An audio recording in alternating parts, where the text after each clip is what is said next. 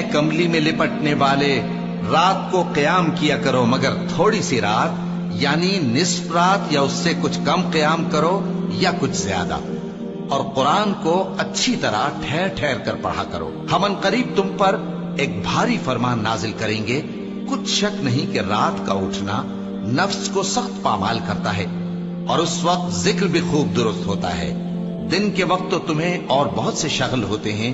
تو اپنے پروردگار کے نام کا ذکر کرو اور ہر طرف سے بے تعلق ہو کر اسی کی طرف متوجہ ہو جاؤ۔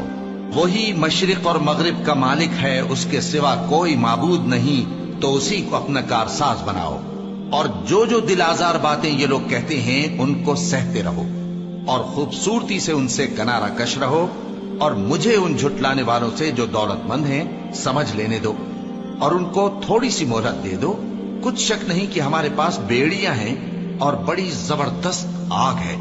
اور گلے میں اٹکنے والا کھانا ہے،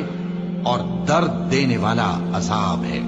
جس دن زمین اور پہاڑ کانپنے لگیں اور پہاڑ ایسے بھربھرے ہو جائیں گے جیسے ریت کے ٹیلے، اے اہل مکہ، جس طرح ہم نے فرعون کے پاس موسیٰ کو پیغمبر بنا کر بھیجا تھا، اسی طرح تمہارے پاس بھی محمد صلی اللہ علیہ وآلہ وسلم ایک رسول بھیجے ہیں جو تمہارے مقابلے میں گواہ ہوں گے۔ سو فرعون نے ہمارے پیغمبر کا کہا نہ مانا تو ہم نے اس کو بڑے دردناک انداز سے پکڑ لیا۔ اگر تم بھی ان پیغمبر کو نہ مانو گے تو اس دن سے کس طرح بچو گے جو بچوں کو بوڑھا کر دے گا، جس سے آسمان پھٹ جائے گا۔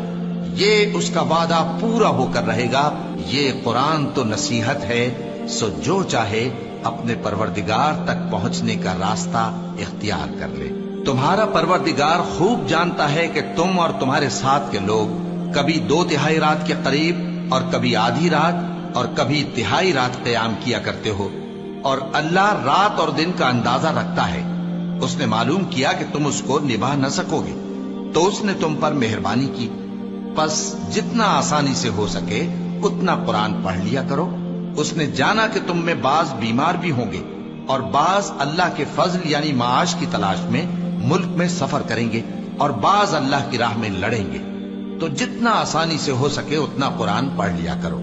اور نماز قائم کرتے رہو، اور زکوٰۃ ادا کرتے رہو، اور اللہ کو نیک نیتی سے قرض دیتے رہو، اور جو عمل نیک تم اپنے لیے آگے بھیجو گے اس کو اللہ کے ہاں بہتر اور صلے میں بہت عظیم پاؤ گے، اور اللہ سے بخشش مانگتے رہو، بے شک اللہ بخشنے والا ہے، مہربان ہے۔